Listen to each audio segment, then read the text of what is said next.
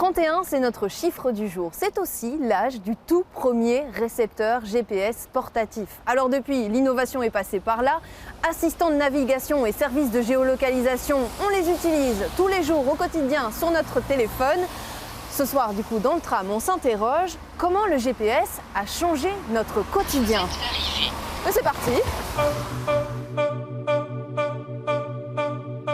Ça permet de ne pas se promener avec un plan de Bruxelles qui n'existe peut-être plus en magasin. Parce que j'ai aucun sens de l'orientation, donc si j'ai pas Google Maps, je suis perdue. J'essaie de pas l'utiliser parce que je trouve ça plus sympa aussi de découvrir et puis de savoir se perdre un petit peu aussi. On découvre, on va découvrir un quartier parce qu'on se perd et sinon on va directement à destination. Bon, je ne sais pas que les gens sont trop dépendants justement de ce type d'application. C'est vrai, mais bon, ça fait partie de notre monde actuel, j'ai envie de dire. C'est la nouvelle génération, j'ai envie de dire.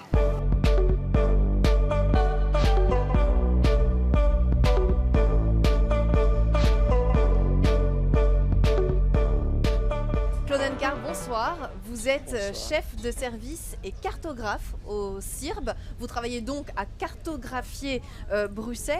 Et toute première question, ce GPS intégré qu'on a tous dans nos voitures, qu'on a aussi dans nos téléphones, il n'était pas destiné à ça à la base, à l'origine, c'était pas du tout ça. Il n'était pas du tout destiné à ça, bien entendu, c'est une invention militaire et comme beaucoup d'inventions militaires qui sont nées de la guerre. Ici, c'est la guerre froide. Il faut se rappeler, il faut se remettre dans le contexte des années 60, au départ de tous ces mécanismes. Fatalement, à un certain moment, ça arrive, je dirais pas dans la cuisine de la ménagère, mais... auprès du grand public, ça se commercialise. Auprès du grand public, et ça se commercialise. Ça se commercialise, oui et non, puisqu'il suffit à l'heure actuelle d'acheter un smartphone, de l'utiliser et le service est gratuit. Enfin, le service grand public est gratuit. Et donc ce service de GPS, de géolocalisation, on le retrouve un peu dans toutes les applications. Aujourd'hui, c'est devenu l'outil essentiel pour les applications. Le smartphone fonctionne avec ça ? Le smartphone fonctionne. Maintenant, il faut remettre les choses dans son contexte technique. Donc le GPS, c'est 3 segments. Il y a un segment qui est une constellation de satellites qui tourne autour de la Terre. Il y a un deuxième segment qui est tout le processus de gestion des satellites pour assurer leur bon fonctionnement. Et le troisième segment, c'est celui du grand public, des entreprises, des administrations, des militaires bien entendu, et des services d'urgence, tout ce qu'on peut imaginer qui puisse utiliser le GPS. Et dans le cadre de la mobilité aussi, fatalement. Et dans le cadre de la mobilité, bien entendu, ça s'est installé, tout le monde connaît le GPS qui est installé dans les véhicules, ou qui est un mécanisme portable, ou le smartphone qu'on pourra utiliser à l'intérieur d'un véhicule. Mais un smartphone, un GPS tel qu'on l'entend, c'est un mécanisme, c'est un dispositif quand même relativement complexe, composé d'une unité électronique, d'une carte, d'un écran, de logiciels, et tout ça fonctionne pour permettre les déplacements, pour permettre de se localiser et de partir d'un point et d'aller vers un autre point. Ça a complètement changé votre métier, ou pas, hein, votre métier de cartographe, d'avoir cette technologie à portée de main pour tous ? Cette technologie, nous ne l'utilisons pas directement. Ce sont nos partenaires, nos sous-traitants qui les utilisent pour construire les données que nous utilisons et que nous intégrons dans les cartes. Mais il est évident que sans ces mécanismes-là, je ne vais pas dire qu'on sera encore à l'âge de la pierre, on sera encore à l'âge du crayon, de la latte et de la table à dessin certainement. Et que ces mécanismes nous ont apporté beaucoup de choses parce qu'ils nous ont apporté de la précision, ils nous ont apporté de nouveaux types de données, et de nouveaux types de données qui sont plus facilement utilisables parce qu'ils sont directement intégrables dans des systèmes de cartographie. Et donc ça, c'est tout à fait transparent pour l'utilisateur final, qui est un utilisateur, je dirais, lambda ou un professionnel. Est-ce que vous regrettez le fait qu'aujourd'hui, tout le monde ne sait plus lire une carte routière ? C'était un objet particulier, cette carte routière ? Oui, c'était un objet particulier et je vous rassure tout de suite, enfin, Moi, je considère qu'elle n'a pas complètement perdu la partie parce que de toute façon, les militaires restent utilisateurs de cartes papier et il suffit de prendre l'exemple du SIAMU qui prépare ces interventions avec des documents qui sont des documents papier qui sont protégés parce qu'ils doivent être parfois manipulés dans des conditions extrêmes. Donc ça veut dire que c'est parfois plus fiable, le papier est parfois plus fiable que la technologie ? Il est plus fiable parce que oui, la technologie, je vais dire, vous vous retrouvez en intervention pompier et dans des conditions extrêmes, votre petit GPS ou votre petit écran ne va pas nécessairement vous permettre de vous déplacer. Et puis, il faut parfois consulter beaucoup d'informations et l'écran ne vous donne pas nécessairement cette facilité de par ses dimensions et aussi de par le fait qu'il faut parfois consulter des informations qui vous montrent... lever le nez de son smartphone, voilà, en tout cas. Tout à fait. Merci beaucoup, Monsieur Anekar, pour toutes ces explications. Un brin technique, mais au moins on a bien compris ce qu'était la fonction du GPS. Voilà.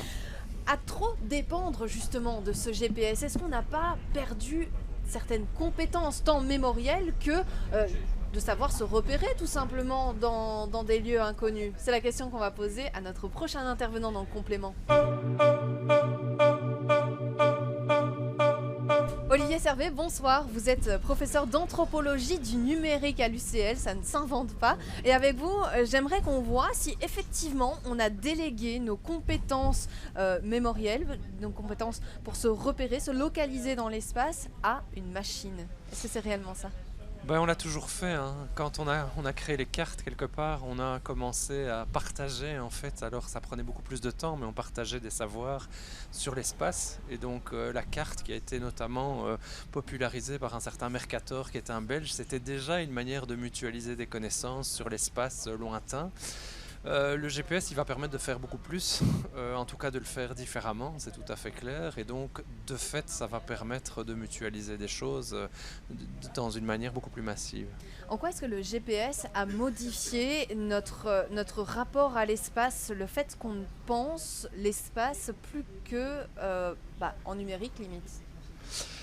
Oui, alors là aussi, il faut bien se rendre compte que le GPS c'est une représentation de la réalité, comme une carte est une représentation de la réalité. La différence du GPS, c'est que comme il est connecté, il permet d'intégrer en temps réel des informations. Et ça veut dire quoi ? Ça veut dire que cet espace, il est modulable, il se transforme au fur et à mesure en fait que la réalité se transforme, parce que la réalité est en perpétuelle transformation, en perpétuelle mutation. Ça fait penser à Waze, l'application voilà, Waze.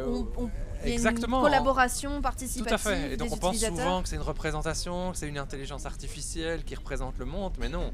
C'est aussi une immense collaboration de toute une série de participants, on pourrait dire, qui utilisent l'application et qui vont la rendre performante parce qu'ils apportent de l'information, ils apportent de la donnée. Alors parfois ils apportent aussi de la mauvaise donnée et donc ce type de logiciel et surtout les programmeurs qui sont derrière et les gestionnaires essayent qu'on n'apporte pas trop de mauvaises données. Mais comme anthropologue, moi j'ai expérimenté dans d'autres endroits du monde, je pense aux Philippines par exemple, des gangs on pourrait dire ou des groupes qui poussent le logiciel à se tromper. On va informer de centaines d'événements qui n'existent pas en fait. Quoi, pour faire bugger l'application ? Pour faire bugger l'application, pour pouvoir aussi encombrer virtuellement un endroit pour pouvoir dégager un autre. Il faut savoir que Manille, c'est une ville où très souvent il faut 1 heure pour faire 1 kilomètre en voiture et donc parfois ce type de stratégie ne sont pas les mêmes qu'à Bruxelles. est utile. Mais alors justement à Bruxelles, alors il m'arrive très très souvent, je dois le reconnaître, de sortir mon téléphone quand je dois aller à un rendez-vous professionnel ou un restaurant que je ne connais pas. J'ai l'impression d'être devenue moins intelligente parce que je n'arrive plus à connaître mon trajet. Alors je pense que c'est surtout le rapport à l'espace et au temps qui est en train de se transformer. Et je dirais pas qu'on est moins, on est différemment. Ça veut dire qu'on va mobiliser d'autres types de compétences ou d'autres types d'aptitudes. Un élément important, c'est que quand on lisait une carte auparavant, il fallait lire la carte. On était mobilisé par la carte et pas par une autre action. Aujourd'hui, on délègue en fait à un logiciel, notamment d'ailleurs souvent quand on est en voiture, on ne regarde pas le logiciel, il nous parle. pour pouvoir faire d'autres choses. Et donc c'est simplement un choix de délégation. Là où on était concentré sur le rapport à l'espace et donc on emmagasinait cet espace, on avait une connaissance progressive au fur et à mesure qu'on utilisait, qu'on réutilisait ces cartes, on avait une connaissance de cet espace. Comme on le délègue aujourd'hui, on peut faire d'autres choses, mais évidemment... Mais on n'a plus autant cette connaissance de l'espace alors. Voilà. Qu'est-ce que ça implique, disons anthropologiquement, qu'est-ce qu'implique le fait de ne plus avoir connaissance de son espace ?